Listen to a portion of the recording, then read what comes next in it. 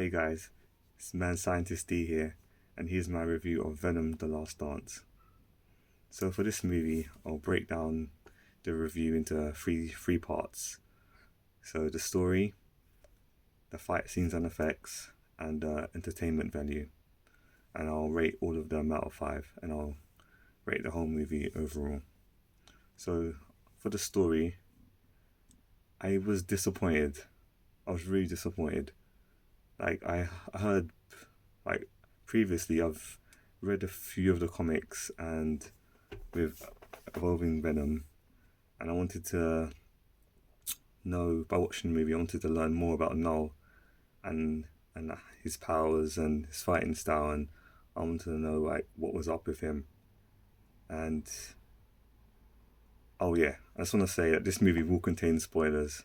So if you don't want to be spoiled, then I recommend you don't watch the review. So back to the review. So yeah, so Noel, I wanted to learn more about Noel and see what he could do. And I understand he was locked up like in the beginning of the movie, but at the end of the movie he was still locked up. Like we didn't see him like at all. Like yeah, I wanted to see what he could do, and there was none of that.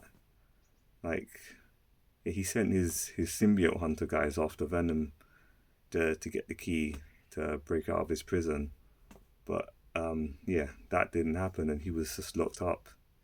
And I was just disappointed because yeah, it just felt like it was like half a movie because nothing really happened in the story.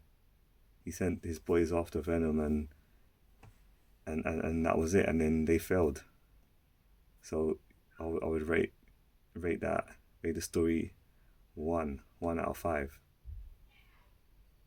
And also yeah, the purple symbiote that we saw towards the end of the movie, they didn't really explain the what was going on with the purple symbiote that was locked up in the test tube.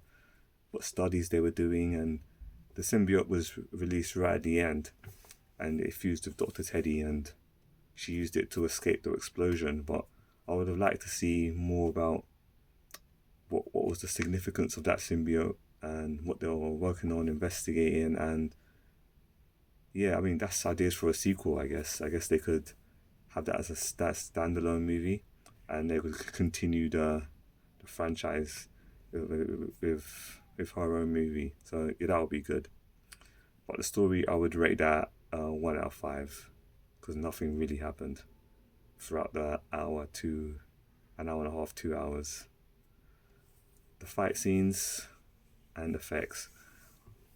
There wasn't many fight scenes, but the ones that were there, they were alright. Venom obviously didn't really fight that much during the movie because if he did, then symbiote hunters would have found his location, which they did. But so we got to see the other symbiotes fight when they fused with their hosts. Um, the one that we saw the most of was the green one that fused with the scientist lady, and she was fighting with the blades. So that was alright. I was expecting to see more of the others. Like there was a yellow symbiote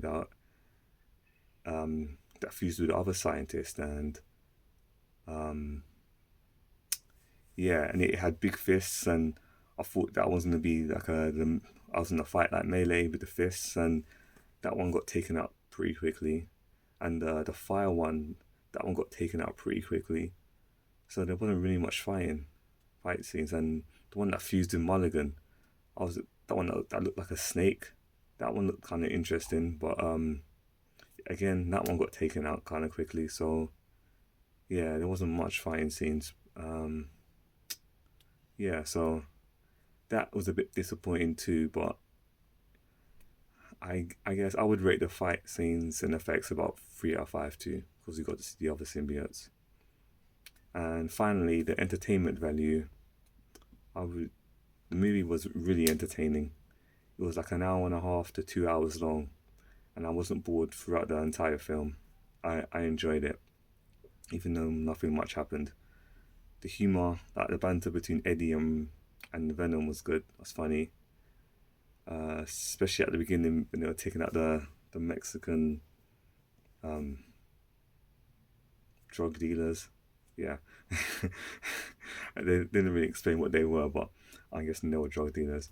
Um, and the family that Eddie met on the way to New York, they were funny. They were laid back and chilled, and they were funny, especially the daughter. She used a lot of dry humor, and I like dry humor. So for the entertainment value, I would rate it. Four's a bit too high, but I would rate it at three. Three, yeah. So overall, I would rate Venom: The Last Dance a 3 out of 5.